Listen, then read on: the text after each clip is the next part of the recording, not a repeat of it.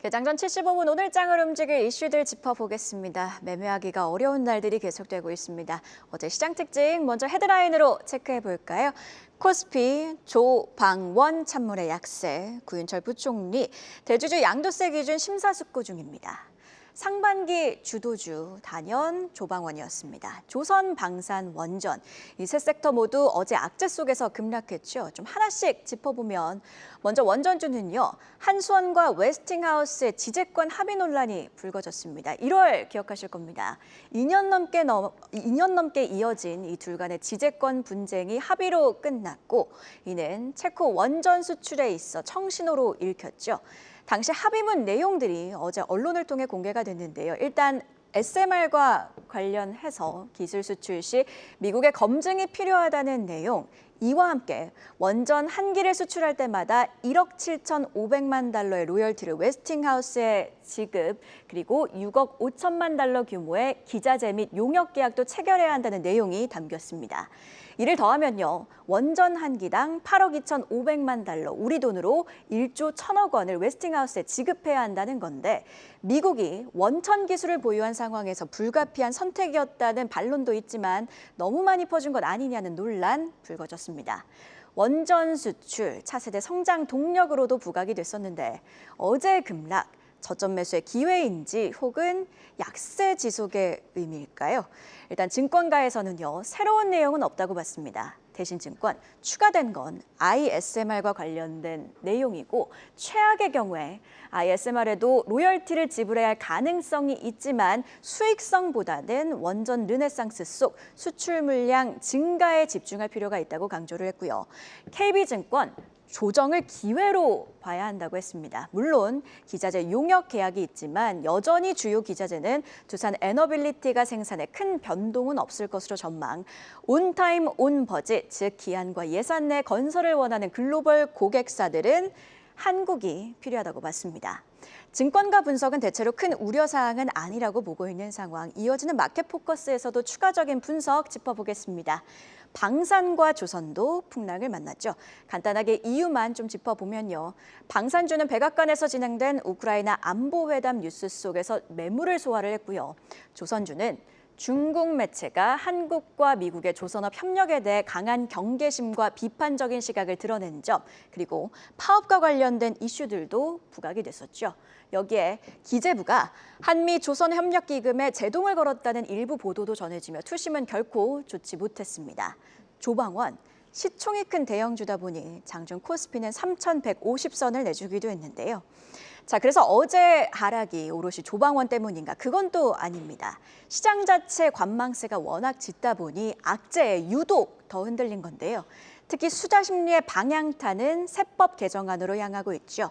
장 초반 기재부 업무 보고에 양도세 강화가 빠진 것 같다는 관측에 시장은 반등을 시도하는 등 헤드라인 하나하나에 민감하게 반응을 하고 있습니다. 어제 구윤철 부총리 심사숙고 중이라며 약간은 원론적인 입장을 내놨는데요.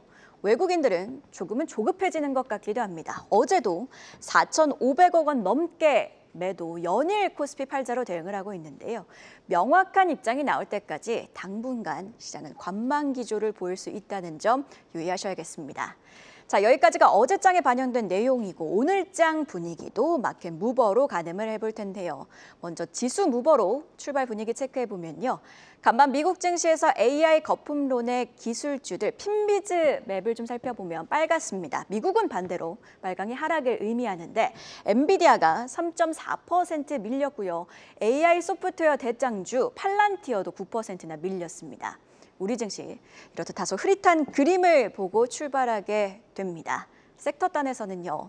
다시 조방원 이야기로 좀 돌아가게 되는데 먼저 원전을 두고는요. 어제 장 마감 이후 한수원 웨스팅하우스 지재권 분쟁 합의문 내용이 추가로 보도됐는데 원전 한 기당 4억 달러의 신용장도 약속한 것으로 전해졌습니다.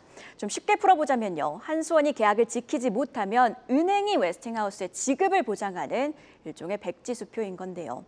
여기에 추가 수주 지역도 제한하는 조항이 있어 결국 중동, 동남아, 남미 등만 공략이 가능한 것 아니냐는 우려 또한 제기가 됐습니다.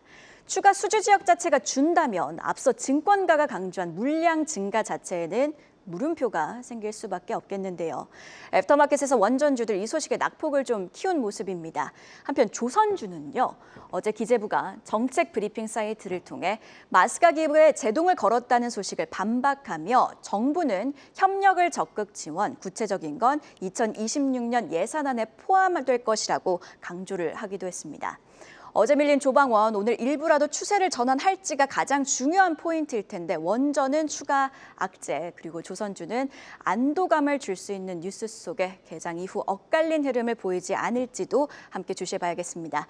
그럼 애프터마켓 특징주는 안혜수 캐스터와 함께 자세히 체크해볼까요? 네, 어제 애프터마켓에선 어떤 일이 있었는지 체크해 보겠습니다.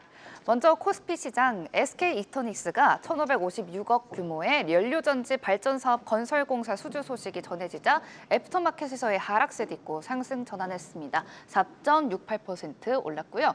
재건주들도 어제 강했습니다. 트럼프 대통령이 러우 정상회담을 조율 중이라는 점을 밝히자 3자 회담 가능성이 시작되면서 TYM과 HD 현설기계 각각 3.55%, 2.06% 올랐고요. 또 토니모리는 홍콩에서 18번째 신규 매장 입점 소식에 1.65% 상승, 대한제각은 메인마켓에서의 하락세 이겨내고 1.47% 올라줬습니다.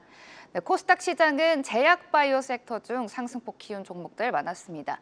이 신약 개발 기업 올릭스 8.79% 상승률 보여줬는데요. 국내외 주요 기관 투자사들로부터 총 1,150억 원 규모의 전환 우선주 투자를 유치했다고 밝히자 강세 보였습니다. 잠시 뒤 특징주로 짚어보고요. 또 베트남 생산 공장을 설립하기 위해 80억 투자를 밝힌 바이오다인 2.79% 상승, 아스테라시스도 2.24% 올라줬습니다. 그 외에는 AI 개발 기업 플리토는 5.59% 상승했고요. MD바이스도 2.13% 올라줬습니다. 어제 애프터마켓의 특징주 TYM입니다. 도널드 트럼프 미국 대통령이 러시아, 우크라이나 정상회담을 추진한다는 소식이 전해지자 종전 기대감이 커지면서 관련주로 부각되면서 메인마켓에서도 상승, 애프터마켓에서도 3.55%더 올라줬습니다. 우크라이나는 특히나 세계 3대 곡창지대로 농업 인프라 재건이 필수적인 곳인데요. 때문에 농기계 제조기업 TYM이 최근 주목받고 있습니다. 또 재건수에 아니더라도 북미, 유럽, 아시아 등 40여 개국의 제품을 수출하고 있고요. 어제 아침엔 필리핀 정부로부터 160대 규모의 트랙터를 수주를 확정받고 누적 350억 원 이상의 실적을 예고하면서 주가 상승 탄력 키웠는데요. 다만 종전회담 결과에 따라서 주가가 너를 뛰는 재건주 특성상 투자 전략 어떻게 세워야 할지 이어지는 분석에서 함께 하시고요. 코스닥 시장에선 올릭스가 가장 많이 올랐죠. 국내외 주요 기관 투자사로부터 총 1,150억 원 규모의 전환 우선주 투자에 유치했다고 성공했습니다. 또 올릭스는 해당 자금을 지방 조직 및 뇌신경 조직을 타깃으로 하는 새로운 플랫폼 연구 개발에 집중 투입하는데요. 올릭스는 이번 투자금을 이용해서 기존 계약에서 발생하는 마일스톤 수치와 추가적인 글로벌 기술 이전 계약 체결 등으로 중장기적인 안정적인 자금 운영이 가능할 전망이고요. 또 이번 자금 조달을 계기로 관리 종목 지정 요인이 되는 법인세 차감 계속 수업 손실의 문제도 완전히 해소돼 올릭스의 재무 안정이 크게 강화됐다는 분석 나오면서 8.79% 강세 보여줬습니다. 지금까지 애프터마켓 이야기 전해드렸습니다. 애프터마켓 특징주 안혜수 캐스터와 함께 체크해봤고요. 계속해서 증시 모닝 브리핑, 오늘은 유한타증권 장시영 차장과 함께 이야기 이어가도록 하겠습니다. 차장님, TYM부터 체크를 해보도록 하겠습니다. 재건 모멘텀 속에서 애프터마켓까지 상승률을 이어간 상황인데요.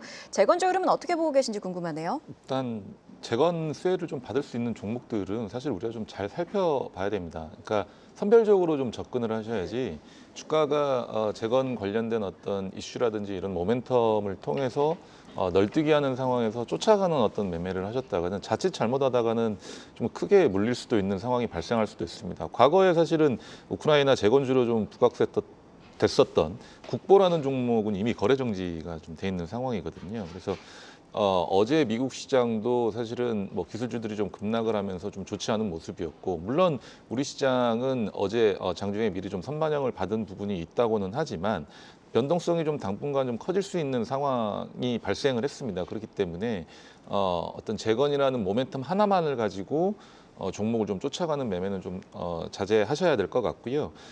사실 이제 뭐 포스코홀딩스라든지 현대건설이라든지 현대엘리베이터라든지 뭐 두산에너빌리티라든지 로템 같은 종목들, 에너빌리티는 또 어제 어떤 노이즈가 좀 발생을 했지만 이런 종목들은 어쨌든 재건 이외에도 실적이라든지 이런 부분들이 받쳐주는 상황이기 때문에 접근이 좀 가능하실 것 같고요.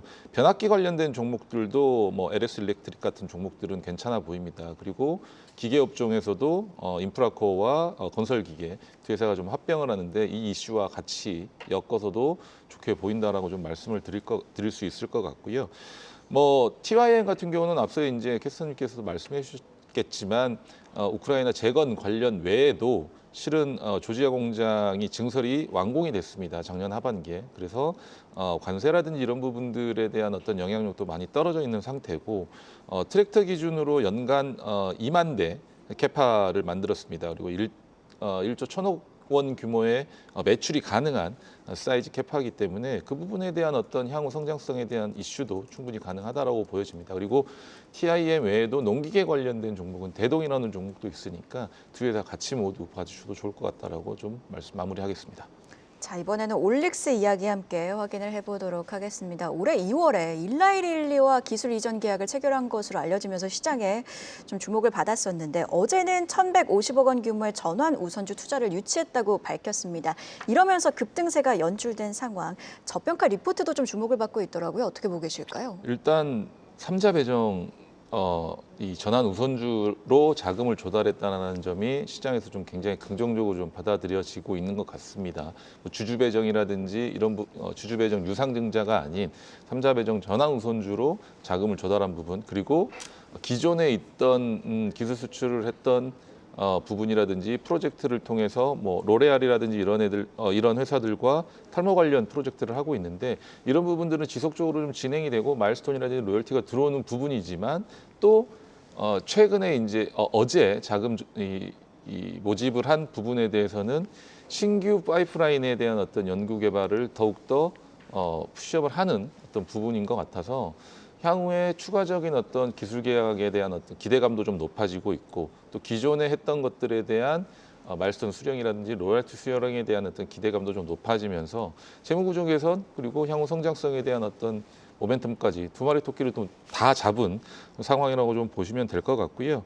뭐 어쨌든 안정적인 자금 운용이 제약바이오 회사들은 가능해지면 계속해서 연구 개발을 통해서 임상 진행이라든지 신규 파이프라인을 창출해낼 수 있기 때문에 올릭스도 추가적인 모멘텀을 가지고 상승할 수 있는 여력이 있음을 다시 한번 좀 확인을 해준 것 같다라고 좀 정리를 하겠습니다. 네, 어제 공시의 키포인트는 결국 재무 안전성을 확보했다 이런 점이다 강조를 해주셨습니다. 이번에는요 전일장 핫했던 섹터에서 이슈 찾아보는 시간이죠. 이슈픽 심수영 캐스터가 준비했습니다. 이슈픽 오늘은 중국 소식으로 문을 열겠습니다. 외신에 따르면 중국 방송 인터넷을 총괄하는 광전 총국이 지난 15일 드라마 제작과 혁신을 위한 조치를 논의하는 회의를 열었다고 하는데요. 아직 공식 발표는 없지만 내부 지침에 따르면 해외 드라마 쿼터와 방영 편수, 사극 편성 시간 제한 등을 완화하는 내용이 담긴 것으로 알려졌습니다. 특히 눈길을 끈 대목은 한국과 일본 드라마에 적용되던 수입 제한을 사실상 해제했다는 점입니다. 드라마 리메이크 국가 제한도 풀렸고 심사 기간도 단축됐다는 건데요. 해당 소식에 전일장 사마네트워크스가 상한가로 직행했고요. 펜 엔터테인먼트가 25%대, SMCNC는 12%대 강세 보였습니다. 업계에서는 2016년부터 이어진 한한령, 한류 금지령이 본격적으로 해제되는 것 아니냐는 관측이 나오는데요. 이미 방탄소년단 소속사 하이브는 중국 현지 법인을 설립했고 텐센트 뮤직은 SM엔터테인먼트의 2대 주주로 올라서는 등 K-팝 업계에서는 한한령 해제를 본격적으로 준비하고 있죠. 중국 정부가 공식적으로 한한령은 존재하지 않는다는 입장을 고수해온 만큼 공식 발표가 나올 가능성은 낮으니까요. 관련 동향 지켜보며 적절한 투자 타이밍 모색해봐야겠습니다. 다음 소식도 살펴보겠습니다. 글로벌 게임쇼 게임스컴 2025가 현지 시간으로 오는 20일부터 독일 쾰른에서 개최됩니다. 국내 게임사 중에는 크래프톤, 펄어비스, 넷마블 등 주요 게임사들이 대거 참여할 예정인데요. 특히 펄어비스는 내년 1분기 출시 예정인 붉은 사막이 게임스컴 어워드 후보 목록에서 4개 부문에 이름을 올렸다는 소식이 전해지며 전일장 7%대 강세 보였습니다. 다만 펄어비스에 대한 증권가의 시선은 아직까지 회의적인데요. 실적 악화와 신작 공백 부담까지 겹쳤기 때문입니다. 붉은 사막은 개발 착수 이후 출시가 6차례나 미뤄지며 양치기 소년이라는 비판을 받아왔죠. 내년에는 글로벌 대작 GTA6 출시가 예정돼 있어 경쟁 환경도 녹록지 않은 상황. 붉은 사막 출시 자체가 주가를 단기적으로 끌어올릴 수는 있겠지만 이후 빠른 신작 준비 없이는 성장 동력이 약화될 수 있다는 점 참고해 봐야겠습니다. 지금까지 심수연이었습니다. 이슈픽 하나씩 분석까지 확인해 보도록 하겠습니다. 중국이 드라마를 포함한 해외 프로그램에 대한 개방의 문을 확대하기로 했습니다. 9년 만에 한한령 해제가 현실화되고 있는 모습인데요. 어제 콘텐츠 관련주들 강한 흐름을 보였는데 이런 강세를 계속해서 지속할 수 있을까요?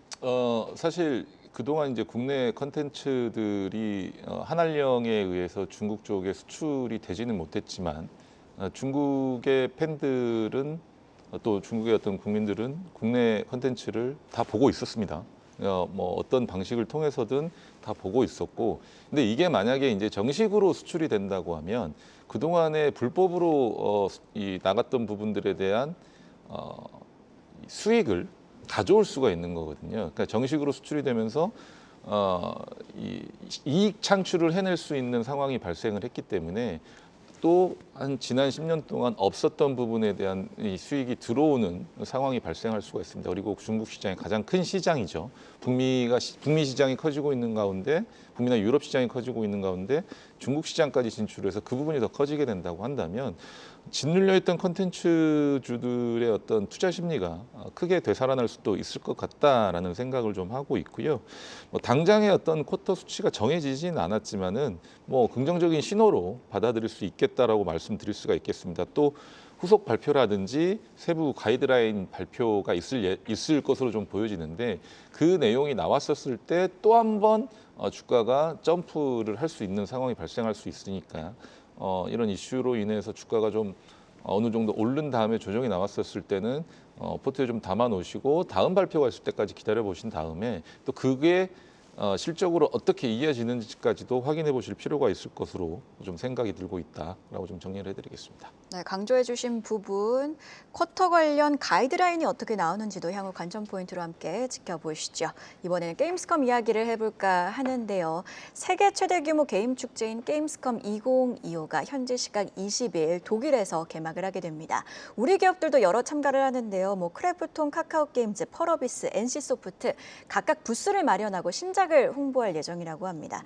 어제 게임주들이 모처럼 동반 강세를 보였는데 흐름 어떻게 보고 계실까요? 일단 최근에 게임주들 흐름을 보면 이 게임스컴도 게임스컴이지만 실은 그 게임주들이 실적 발표 시즌 이후에 굉장히 좀 주가의 모습들이 좀 좋았습니다. 실적도 굉장히 좋았고, 근데 이게 기저효과죠. 그동안에 너무 좋지 않았다가 실적이 갑작스럽게 좋아지면서 또 증권가의 예측을 다 상회하는 서프라이즈 실적을 좀 발표를 하면서 넷마블이든 뭐 NC소프트든 이런 종목들이 가망이 없어 보이다가 주가가 굉장히 좀 큰 폭으로 오르는 모습을 보여줬고, 또 이런 어떤 게임스컴을 통한 신작 기대감까지 또 겹쳐지면서 이거 이러다가 3분기도 좋아지고 내년도 좋아지는 거 아니야라는 어떤 중국 예상들이 시장에 좀 멀리 퍼지고 있는 것 같습니다. 그래서 게임주들은 사실 아직까지는 실적에 대한 부분을 너무 크게 긍정적으로 잡을 수는 없겠지만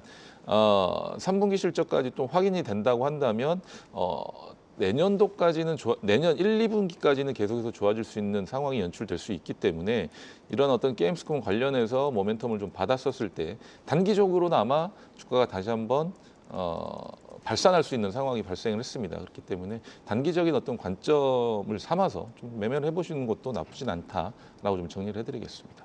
네, 지금까지 증시모닝 브리핑, 오늘은 유한타증권 장시영 차장과 함께 이야기 나눠봤습니다. 고맙습니다. 계속해서 다양한 경제 이슈를 알고 싶다면 구독과 좋아요, 알림 설정 부탁드립니다. AI 캐스터 권미정이었습니다.